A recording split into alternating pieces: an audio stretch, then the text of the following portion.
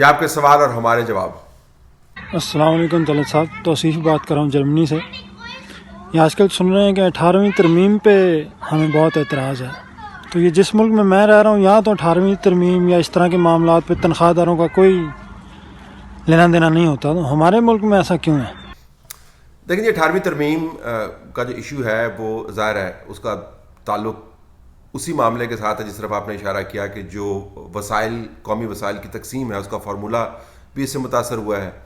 آپ NFC award کا formula جو تبدیل کرنا چاہتے ہیں، اس کی فیصدیت تبدیل کرنا چاہتے ہیں، اگر وہ آپ نہیں کر سکتے تو بہت سارے ایسی مد ہے جس کے اندر جو ایکسپینڈیچر ہے وہ آپ NFC ایوارڈ کے دائرہ اختیار سے باہر لے جاتے ہیں، پھر وہ آٹومیٹیکلی جو اجتماعی شیئر ہے وہ کم ہو جاتا ہے اور پیسے آپ کے پاس بچ جاتے ہیں۔ وفاق نے اپنی جو طاقت دی ہے صوبوں کو، دنیا میں کمپلیکس ملک چلانے کا طریقہ ایک ہی ہے کہ آپ طاقت کو ڈیوالو کریں، آپ طاقت کو نیچے کی طرف لے کے جائیں، اور طاقت جو ہے وہ صرف سیاسی نہیں ہے جی، وہ فائنینشیل بھی ہے۔ اگر آپ نے مختلف ڈپارٹمنٹس کو، مختلف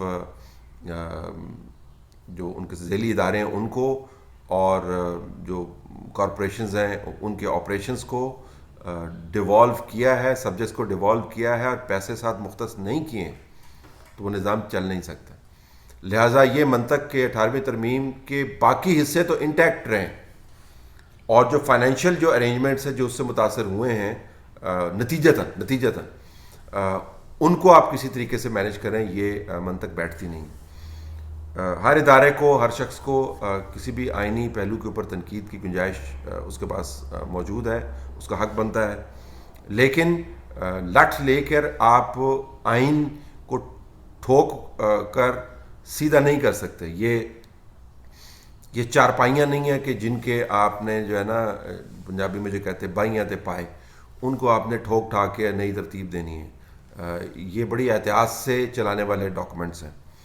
یقیناً جو لڑائی ہے پاکستان کے اندر اس وقت جو کشمکش ہے وہ وسائل سے متعلق ہے، تو بجائے اس کے کہ آپ وسائل کے اوپر جو محدود ہوتے جا رہے ہیں اس کے اوپر لڑتے رہیں، یہ تو سوچیں، دو سوال اٹھائیں نا کہ یہ جو محدود کیوں ہو رہے ہیں؟ ہم 5.8 کے اوپر گرو کر رہے تھے، اب 2.1 کے اوپر یا 1.9 کے اوپر کدھر سے آ گئے ہیں؟ کیا ہم نے ایسا کیا؟ ایک تو اس کا جواب تلاش کریں، دوسرا یہ دیکھیں کہ آپ نے اکنامک گروتھ کو کیسے بڑھانا ہے، اور تیسرا یہ بھی ساتھ سوال کریں کہ ہم کہاں کہاں پر ایکسپینڈیچر کٹ کر کے قومی خزانے کو خالی ہونے سے بچا سکتے ہیں۔ یہ کام کرنے کے جس کے اندر ظاہر ہے آپ کو سیکریفائز کرنا پڑتا ہے، آپ کو ایڈجسٹمنٹ کرنی پڑتی ہے، جو کوئی کرنے کو تیار نہیں ہے۔ اپنی دہی کو کھٹا نہیں کہتے اور دوسرے کو دہی کھانے نہیں دیتے، یہ اس وقت فارمولہ بنا ہوا ہے۔ اس طرح آپس کی لڑائی کے اندر آپ کا جو ہے وہ ہاتھ اوپر تو ہوگا کیونکہ آپ طاقت میں ہیں، لیکن وہ لڑائی ختم نہیں ہوگی، وہ چلتی رہے گی۔ تو یہ 18ویں ترمیم کے ذریعے پاکستان کے اندر وسائل کی تقسیم کے مسئلے کو حل کرنے کا جو اہتمام کیا جاتا ہے وہ فضول ہے۔ السلام علیکم طلعت بھائی، بہت عرصے سے آپ کا پروگرام دیکھ رہا ہوں، ہمیشہ انتظار رہتا ہے آپ کے اگلے STS کا، اور بڑی ہمت کر کے آپ سے کویسچن کر رہا ہوں، شاید آپ شامل کر لیں۔ یہ ہم دنیا میں کتنا اور کھجل ہوں گے، یہ PIA کا طیارہ جو روک لیا گیا ہمارا ملیشیا میں صرف لیزنگ نہ دینے پہ، ہمیں تو سر چھپانے کی جگہ نہیں ہے، ہم کدھر جائیں، کیا کریں؟ بہت پریشان ہیں آپ، اس پہ کامنٹ کریں ذرا پلیز، بہت شکریہ، تھینک یو۔ آپ یقین کریں جو آپ نے کھجل ہونے کا لفظ استعمال کیا ہے، جب یہ واقعہ ہوا تو بڑے ہم دو افسران ہیں ان سے میں نے رابطہ کیا، میں نے کہا ایک تو میں سمجھنا چاہ رہا ہوں کہ یہ ہوا کیا بھائی، یہ کس طریقے سے ہو سکتا ہے کہ آپ نے پیمنٹس جو ہیں ان کے شیڈیول بنے ہوئے ہوتے ہیں، پیمنٹس کے ایگریمنٹ کے تحت وہ ہوتا ہے، اور باقاعدہ مارک کیا جاتا ہے کہ فلاں تاریخ کو ہم نے پیمنٹس کرنی ہے، کیلنڈرز بنے ہوئے ہوتے ہیں، اکاؤنٹنٹس وہاں پر موجود ہیں، اوور سائٹ کی کمیٹیز موجود ہیں، تو یہ کیسے ہو سکتا ہے کہ یہ معاملہ جو ہے وہ چلا جائے عدالت کے اندر، اور کیسے ہو سکتا ہے ملیشیا کے اندر؟ ہم تو کہتے ہیں جی کہ ہماری تو بڑی گڈ ول ہے، وہ تو مہاتر صاحب ظاہر جو اس وقت طاقت میں نہیں ہے، لیکن ان کا حوالہ ہم اس طرح استعمال کرتے ہیں جس طرح وہ اور ملیشیا ایک ہی ہیں، تو وہاں سے ہماری گڈ ول ہے، اور پھر ہمارے پاس اتنا بھی کلاؤٹ نہیں ہے کہ اس جو بین الاقوامی ہزیمت ہے اس سے بچنے کے لیے کوئی وقتی انتظام کر پائے۔ کس قسم کا نظام ہم نے بنایا ہوا ہے؟ کوئی جواب نہیں تھا، کوئی جواب نہیں تھا۔ تو یہ سانجی ہزیمت ہے جی، یہ صرف جہاز تک محدود نہیں ہے، یہ ہوٹلوں کی کرکی سے لے کر اور بین الاقوامی طور پہ جو جرمانے میں پڑ رہے ہیں، جو کیس آ رہے ہیں، سب جگہ پر موجود ہے. اور ہم نے پاسپورٹ کو عزت دینی تھی، ہم نے پاکستان کا نام اونچا کرنا تھا، ہم نے جو سب ہلالی پرچم ہے جو ہمیں جان سے بھی زیادہ پیارا ہے، اس کو ہم نے مزید بلندیوں پر لے کے جانا تھا. یہ کچھ کرنا تھا ہم نے، اور کیا کیا ہے ہم نے 2.5 سال کے اندر. آپ اور میرے جیسے شہری جو ہیں، آپ نے صحیح کہا، منہ چھپاتے پھر رہے ہیں، منہ چھپاتے پھر رہے ہیں جس قسم کی. اور جو ٹھٹھے مارتے ہیں انڈینز، اب میں انڈین میڈیا چونکہ فالو کرنا پڑتا ہے، مجھے دیکھنا پڑتا ہے کہ وہ کیا کہہ رہے ہیں، تو اس کے علاوہ بھی دنیا بھر کے اندر ہنس رہے ہیں لوگ. لیکن پتہ نہیں کیا یہ نظام جو ہے، پتہ نہیں بےعزتی پروف ہو گیا، یہ کیا ہو گیا، مجھے تو سمجھ نہیں آ رہی. السلام علیکم طلعت صاحب، یاسر بول رہا ہوں کینیڈا سے.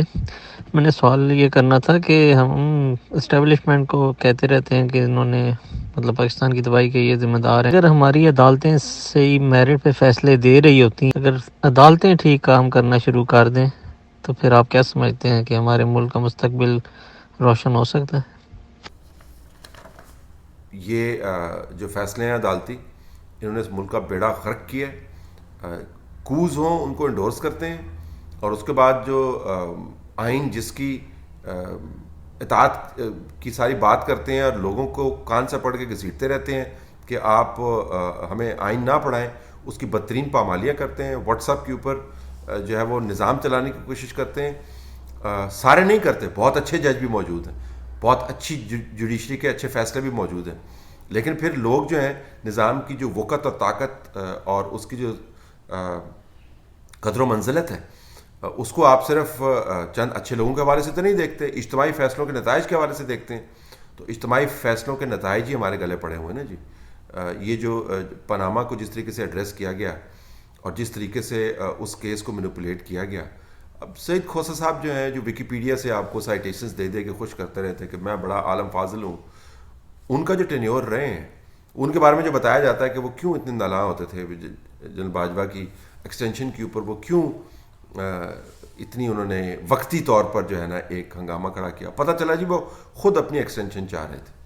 جی جی جی، یہ بڑے، اور اگر اس کو چیلنج کریں گے تو میں بتا بھی دوں گا یہ کس نے بتایا، اور وہ ان کے پاس ڈاکومنٹیشن بھی ہے. یہ تو حال ہے. ثاقب نثار صاحب کا کنڈکٹ آپ نے دیکھا نہیں ہے، عظمت سعید شیخ کا کنڈکٹ آپ نے دیکھا نہیں ہے. حالیہ فیصلوں کی بات کر رہا ہوں، پرانے فیصلے بھی موجود. بالکل، تو میں آپ سے اتفاق کرتا ہوں. السلام علیکم طلعت بھائی، کیا حال ہے؟ ٹھیک ٹھاک ہے. طلعت بھائی خودکشی کر لی ہے نیب کے رویے سے تنگ آ کے، تو جو کہ ایک ستارہ ہولڈر تھے، ستارہ امتیاز ہولڈر تھے.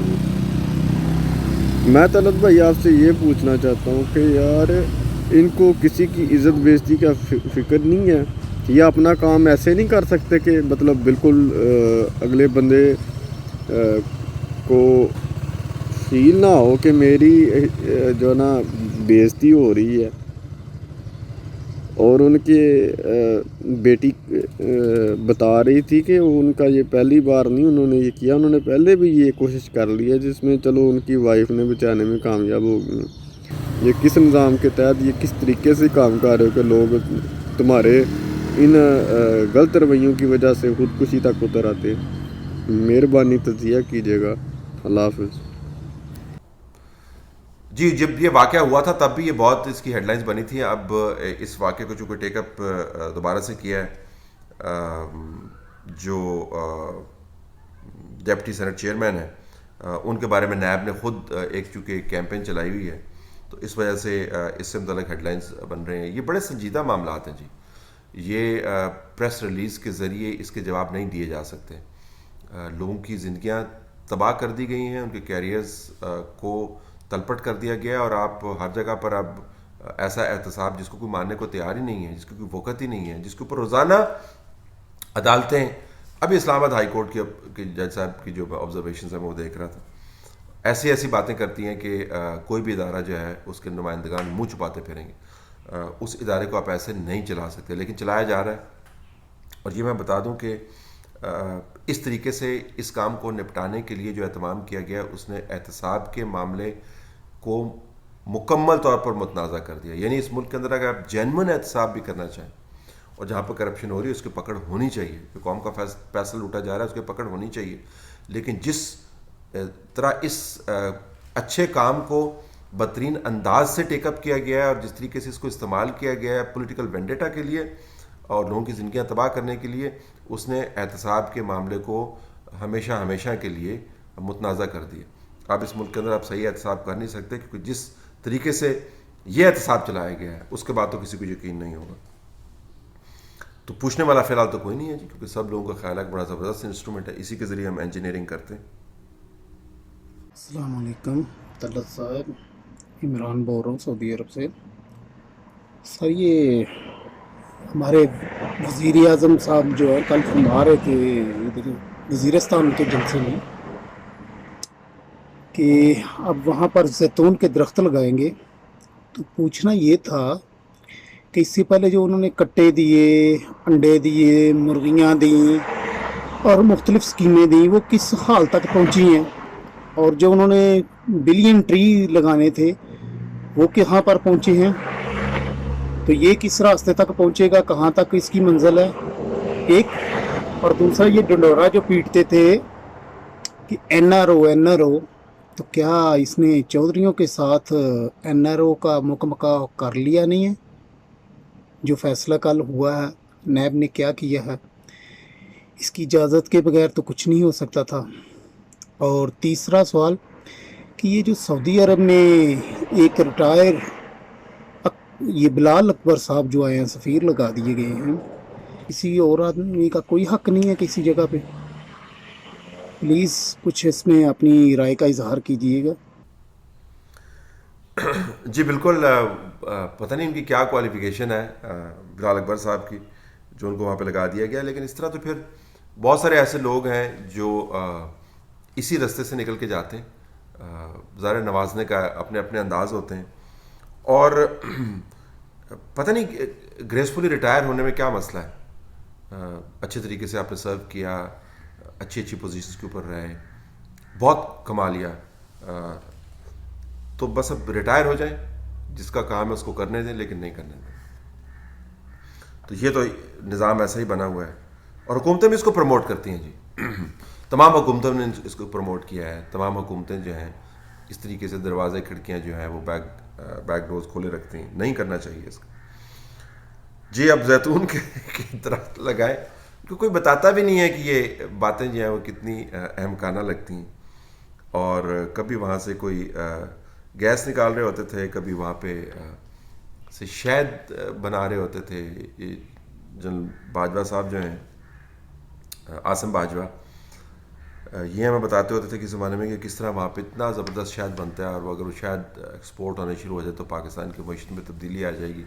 ہم یہ بھی بتایا کرتے تھے کہ ہم نے وزیرستان کو جو ہے نا سوئٹزرلینڈ بنا دیا ہے, دیکھیں یہاں پہ کیا ٹورزم ہم کروائیں گے. اب زیتون کے درخت لگا کے دیکھ لیں.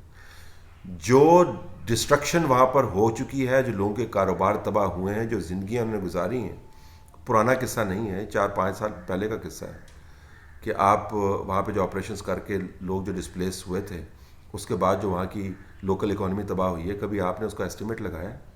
کبھی آپ نے سوچا کہ وہاں پہ جو صدیوں سے نظام چل رہا تھا, معاشی نظام کی بات کر رہا ہوں, اس کی تباہی کیسے ہوئی ہے؟ کیا آپ نے یہ دیکھا ہے کہ حالیہ جو واقعات ہیں اس کے اندر ریسرجنس جو ہے دہشت گردی کی, اس نے وہاں کے لوگوں کو کیسے تباہ کیا؟ زیتون کے درخت کچھ بھی کہہ سکتے ہیں جی. تو پہلے وہ کٹے انڈے جس طرح آپ نے کہا, اور مرغیاں کس حال تک پہنچی ہیں؟ اگر پہنچی ہوتی تو ملک کا یہ حال ہوتا. اس طرح ملک نہیں چلتے ہیں, اس طرح اکانومیز نہیں چلتی ہیں. یہ بڑے کمپلیکس ایشوز ہیں, لیکن ان کا خیال ہے کہ وہ کچھ بھی کہہ سکتے ہیں اور اس کا کوئی اثر نہیں ہوتا. بات ٹھیک ہے, نہ ان پر اثر ہوتا ہے, اور نہ جو وہ اسکیمیں اناؤنس کرتے ہیں ان کا اثر عوام کے اوپر ہوتا ہے, کیونکہ وہ اسکیمیں ہیں ہی نہیں. وہ ایک فضول گوئی ہے معاشی طور پر, اس کا کوئی سر پیر نہیں ہے, نہ ہی اس کا کوئی فالو اپ ہونا ہے, اور نہ ہی انہوں نے اس کو کوئی فالو اپ کرنا ہے. اسی وجہ سے آپ کو کٹے مرغیاں, انڈے, اور انڈوں کے اندر مرغیاں, اور مرغیوں کے سے باہر انڈے, یہ تمام چیزیں جو ہیں اب زیر بحث آتی نہیں ہیں. وہ جاتے ہیں وہاں پر, انہوں نے بات کرنی ہوتی کر کے واپس آ جاتے ہیں, میڈیا ہیڈ لائنز نکال دیتا ہے. اللہ خیر صلی اللہ.